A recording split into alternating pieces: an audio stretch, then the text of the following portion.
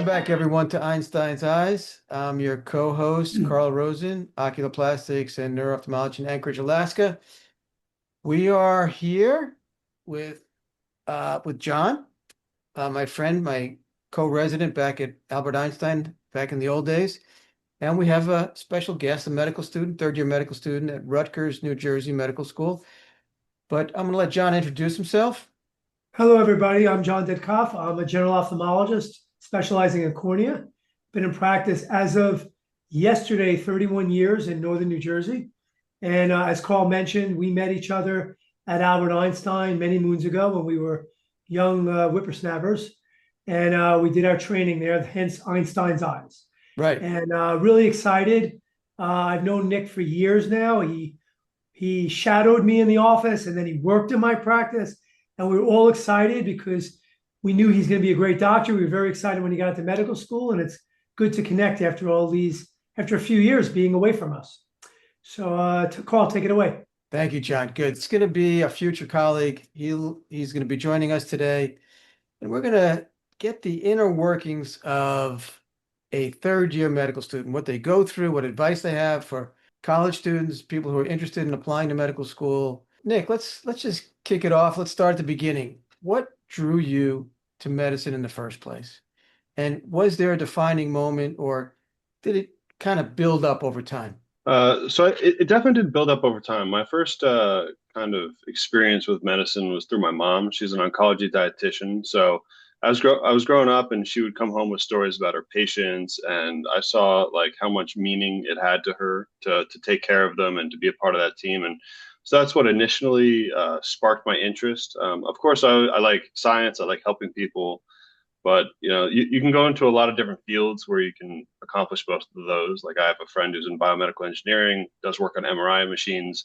But what really helped me cement my interest in medicine was shadowing and realizing that working with the patients, like one-on-one, and being very intimate with that level of care, it was very inspiring to me. It really made me feel like I was doing something real and purposeful. And that feeling of like having a purpose is really what has driven me throughout my whole medical career and what will drive me in the future. Shadowing Dr. Ditkoff, it was amazing to see, patients getting to see again. I shadowed other doctors and witnessed patients being able to breathe again after years of struggling, having patients being guided through cancer treatments. And I would look at the physicians and say, like, I could do that. I could do that for these patients, and I could be there for these patients. And that seems like something that would make my life like worthy of living and like having a purpose and something to get out of bed every morning with. And that's really why I wanted to join medicine. Jon, do you remember those days? Do you remember when you felt like that? I do. I also, I interviewed people at my medical school. So that would have been a wonderful answer back then. I remember just one quick story. I asked the guy, kind of to Nick's point, I said, so why do you want to be a doctor? And he said, I want to help people, and I want to help people live a better life. And, he gave me this kind of textbook answer. And I saw in his resume that he was a musician. I said, well, don't you think you can help people as a musician? I mean, like you could play music and they would be gratified, and you can go to senior citizen homes and play and and he looked at me and says, yeah, but I won't make as much money. I'm like, it's not the right answer in a med school interview. So couldn't help telling you that story. I mean, it's a reality though, Jon. Right. We do run a business, but not at a med school interview. Right. Maybe not at the end. Maybe you wait till after your residency to say something like that. Okay. So you've done 2 rotations now, you mentioned. You've done ENT, and what was the other one? Just internal medicine. Internal medicine, ENT. Can you comment on either of those? Yeah, so internal medicine, there's kind of the 2 categories of medicine or medical school and education. It's internal medicine and then surgery, and there's lots of different variations of both of those main categories. With internal medicine, it was very interesting because you get to see all of the things that you learn about, all the zebras and interesting cases that you learn about in your preclinical years. And it was a very interesting experience to be with those patients because you learn about these diseases and then you see it in person, and it has a whole different impact on you. Seeing patients with these crazy diseases that are like one page in one lecture of the last 2 years. And it makes you realize that all the things that you're studying are like real. They're things that are happening. Yeah. And it was a wonderful experience. It's a lot of rounding, a lot of talking about rounding. And it wasn't, I like rounding. I don't think the amount of rounding in internal medicine was for me. Hmm. But it was a great experience, and being able to work with all the residents and see their perspectives on everything, I really enjoyed it.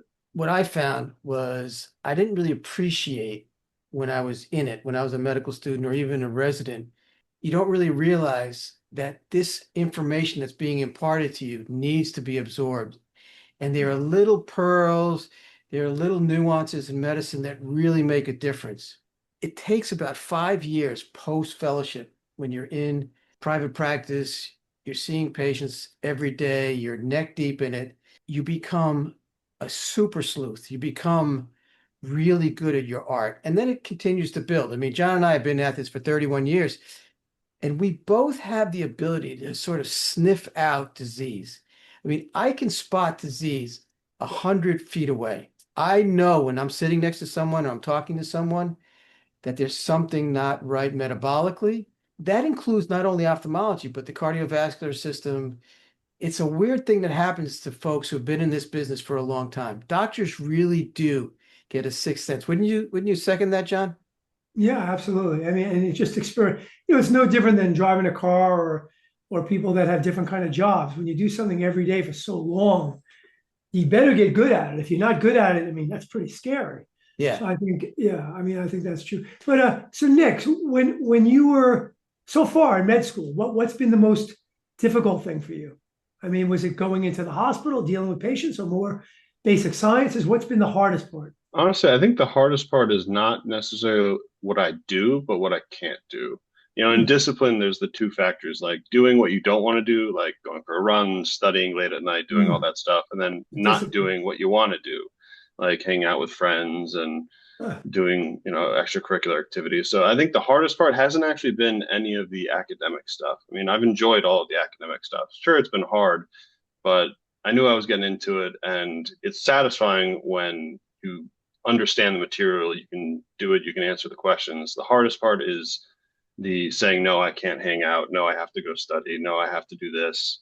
compared to your So friends that are not in medicine, do you feel like you're making a mild sacrifice, moderate, or severe sacrifice? You're giving up a I lot. would say I'm making a large sacrifice. Like a Yeah. lot of my friends, they're smart guys. They got education past college, they got masters, one's working on a PhD, and they have a lot of time. Like I remember there was one time where I went camping with my friend, and I was like, "Oh, this is so great! I'm getting out. I'm like getting out to the woods. Finally, I haven't been here for a long time." He's like, "This is just a weekend." I'm like, "No, but I'm not doing medicine right now. I'm outside. I'm in the woods. I'm having Okay. fun."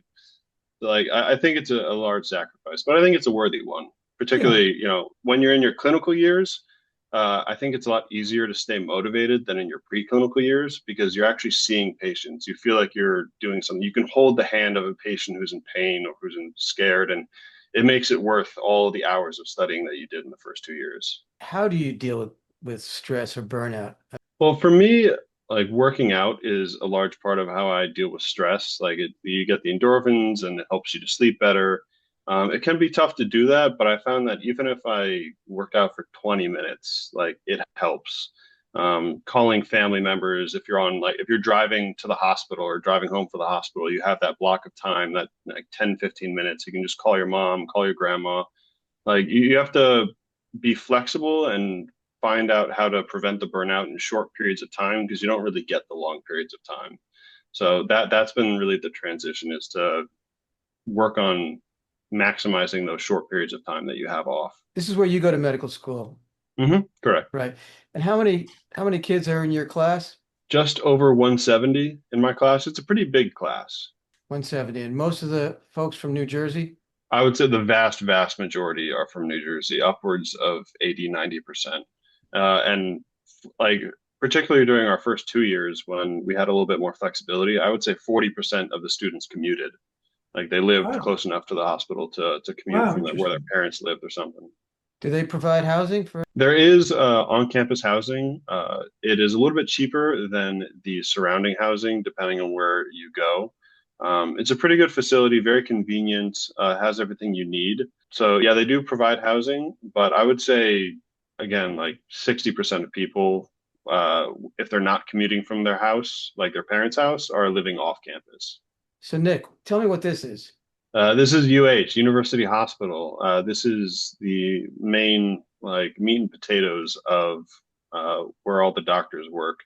All those different wings are inpatient rooms, and you know this is this is a great image because it really shows where all the inpatient patients are. Um, And it's the medical there are other school. buildings. Is the medical This school is near this? The medical school is on the other side of this image. There's like a courtyard. The medical school itself is actually like the teaching like footprint is rather small. It's just two lecture rooms, one for the Okay. first years, one for the second years, and then a bunch of like small workshop rooms where you can study as well if there's not a workshop in there. But this is like the main hospital. What's been the best part of med school in general, and then what's the best part of being at Rutgers Med School? I think the best part of being a med student is feeling like I'm working towards something meaningful. I think a lot of people, they work very hard, but the goal that they have in the end isn't something that, really inspires them and like gets them out of bed in the morning. So I feel like having that purpose, I feel very lucky to have that purpose. So that's been the best part. And like obviously like the relationships that I formed with people, with the faculty, with the other students. Because in med school, it takes a certain personality to be drawn towards med school, very hardworking, very kind, compassionate people. And in med school, you're in a concentration of all those people. And the rule about the five people you hang out with most, that's what you're going to be. And so I feel like we all help each other to become better people, and that's been the best part. And what about Yeah. like when you think about ending up at Rutgers, and I mean, are you happy with that choice? Or do you? I'm very happy with Rutgers for a number of reasons. One, the education is top notch, particularly the faculty in the clinical years, because the faculty, you pick up habits from them, how they treat patients at the bedside, their diagnostic thought processes, and a whole bunch of other things that I don't think we consciously know that we're imitating and learning. And the faculty has been renowned across the United States. So I'm very lucky to be able to work with them. The other thing that's great about me being at Rutgers is I have family that's about 40 minutes from campus. So if I have, a weekend off where I want to drive to my parents' house and get a homemade meal, and I can do that, which is very helpful to prevent burnout. And I think that a lot of people at Rutgers are able to do that because, like I said, like 80, 90% of the people are from New Jersey and live close.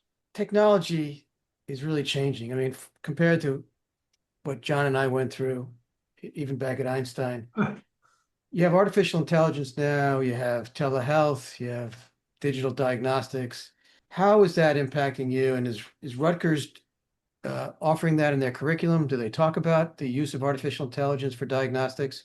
So Rutgers doesn't really broach the subject too much. Obviously, we use technology. Like, there's a lot of great resources that we have access to, um, but they don't really broach AI. However, it is used a lot by the medical students. One big example is if you don't understand like a practice question, like the explanation that the resource is giving you doesn't make sense, you can input it into ChatGPT, for example, and it'll reword it and you can understand it better. You can also create practice tests with AI, and they give you explanations. And so a lot of people use it as a tool to learn more. So it's definitely used, even though it's not really like a strict part of the curriculum. Let's pivot to something that really affects every medical student, really everybody in medicine, not talked about a lot, and that's healthcare policy. Is there a healthcare policy issue that directly impacts you or your classmates? Yeah, so say the thing that I've seen the most regarding healthcare policy is the lack of primary screening for those without insurance. When I was on my internal medicine rotation, I saw, I don't know, four or five different patients that had stage 4 colon cancer, which is a completely preventable cancer with colonoscopies. But by the time that symptoms present and people show up to the hospital because they need help, there's not much that we can do because the disease is so advanced. And that really bothers me because I know that the pain and suffering that that person went through, they didn't need to go through that if they had just gotten a screening a couple years earlier. Um, and there are problems with higher acuity symptoms where people don't have insurance. And that's also terrible. But the thing that really bothered me was when something completely preventable is, causing a person to die. That really impacted me, and hopefully I'll be able to change a little bit of that in the future So as a physician. using that as a springboard, do you think current medical students are well informed, or are they equipped to engage in advocacy, healthcare advocacy about these issues, say to their policymaker, their legislators? I mean, should health policy be a formal part of the education?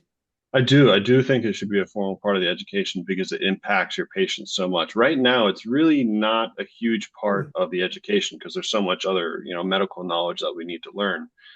Um, and there are clubs to work on advocacy, and there are medical students that are working with advocacy. So there's a lot of potential because we're really in the thick of it. We are young, we're passionate, we have a whole career ahead of us to make a difference. I think that the avenues that you can take are limited, and you have to search them out yourself. I think if it was more part of the curriculum and something that we were taught about and like was reinforcing us, more people would take action and more change could be done. John, was there anything that you had? Yeah, we didn't really get into it, but one of the things I got to know Nick very well. So I know how great his credentials were as he applied to med school and how competitive it is. But tell us, I mean, without me bragging about you, we know you went to University of Rochester. We know you had a great GPA. I know you did great on your MCATs. I know you did work after medical school. But if you were going to give advice to a pre-med college student right now, what would you tell them? And also tell us a little bit about your resume without, I bragged a little bit for you, but You can flex. answer that. Basically, Oh, yeah, I John's can saying flex a little you bit. can flex a little bit. Yeah, you can flex. Yeah. So yeah, I did very well in college. I graduated cum laude. I did very, very well in my MCAT, better than most people that I have talked to. But I got into one of 36 medical schools that I applied to, Yes. which was very surprising to me and very surprising to a lot of other people because I had research, I had volunteer work, I had a good MCAT, I had a good GPA. So it's an incredibly You had a good letter difficult from me too. process. Good I had letter a from great me. letter from you. Yeah. Right. That should have done it right there. That should have done it right there. Right. So I think the biggest thing is like you really got to make yourself unique in some way because a lot of people are working hard. So everyone has a good GPA, everyone has a good MCAT, everyone has some research done. So you really got to do something that differentiates you. Like a lot of people I know, they did research years before medical school. Some people got degrees before medical school. Like people got MPHs, people were physical therapists. Some people got PhDs. So you just really have to differentiate yourself from the crowd because everyone's smart and everyone's hardworking. You got to find that special sauce that makes you unique.